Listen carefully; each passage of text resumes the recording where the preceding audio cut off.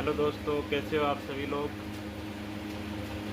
तो आज हम बात करेंगे सोलर पैनल से जो हमारी स्ट्रिंग केबल जाती है उसी के बारे में बात होगी कि अगर हमारी स्ट्रिंग केबल जो है कोई फॉल्ट में हो तो उसको कैसे हम सॉर्ट आउट करें, उसका कैसे पता लगाए कि कौन सी स्ट्रिंग में कहाँ प्रॉब्लम है।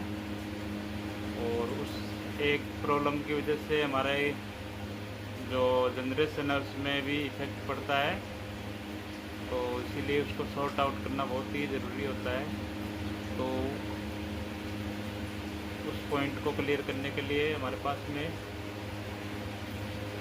बहुत सारे ऑप्शन होने चाहिए उसको चेक करने के, तो उसी के बारे में मैं बात कर रहा हूँ।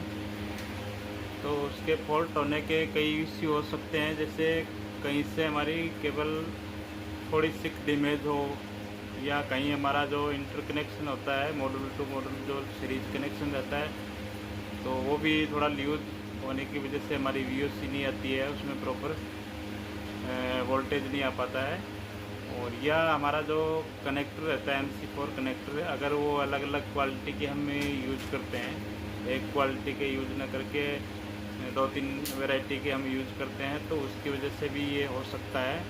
और उसमें जो हम क्रिम्पिंग करते हैं हमारी DC केबल में दोनों साइड में जो MC4 क्रिम्पिंग करते हैं, जो उसका जो लग रहता है 4² mm का जो सिमन बोलते हैं उसको, अगर वो सही ढंग से क्रिम्प नहीं है और वो हल्का सा भी लूज है तो हमारा VOC नहीं आएगा, उसमें वोल्टेज नहीं बताएगा। तो एक तो ये होता है, तो हमें सारे जो दोनों साइड के MC4 वगैरह है वो चेक करना है। उसके बाद में अगर ये प्रॉब्लम नहीं है और इंसुलेशन की कोई प्रॉब्लम नहीं है, इंसुलेशन प्रॉपर है तो कोई दिक्कत नहीं है। फिर जो हमारा सीरीज में मान लो 10 मॉड्यूल जुड़े हुए हैं या 20 मॉड्यूल है या 16 मॉड्यूल है, मतलब हमारी डिज़ाइन पे डिपेंड करता है कितना सीरीज में कनेक्ट है, कितने मॉड्यूल। तो जितना स्ट्रिंग में कनेक्ट है उसको हम सारे इंटरकनेक्शन चेक करेंगे कि कहीं से कोई कनेक्शन लूज तो नहीं है, या कोई इंटरकनेक्शन हटा हुआ तो नहीं है, या कहीं कोई बर्न तो नहीं हो गया, कोई जल तो नहीं गया, तो उसको चेक करेंगे। ये चीज़ ध्यान देने लायक होती है।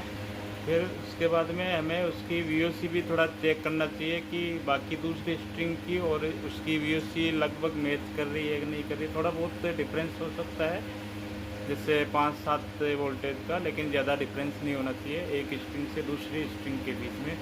तो उसका VOC चेक करना चाहिए हमें, उसका वोल्टेज कितना रहा। मान लो हमारा एक मॉड्यूल का VOC जो ओपन सर्किट वोल्टेज है वो रहता है हमारा मान लो 40 वोल्ट, और 10 मॉड्यूल हमारे स्ट्रिंग में कनेक्ट है, तो उसके अकॉर्डिंग हमारा वोल्टेज आना चाहिए। तो 10 मॉड्यूल के हिसाब से हमारा VOC रहना चाहिए 400 के समथिंग। 400 से ऊपर नहीं होगा, थोड़ा बहुत कम ही होगा, जैसे 350। तो उसके अकॉर्डिंग सभी के कंपेयर में रहनी चाहिए VOC। इस तरीके से हमें पता रहता है कि कौन सी स्ट्रिंग में प्रॉब्लम है। फिर उसके बाद में हमारे स्ट्रक्चर में कहीं केबल कहीं नट बोल्ट में कहीं फंसी हुई है तो डैमेज हो सकती है, तो वो चेक करना है।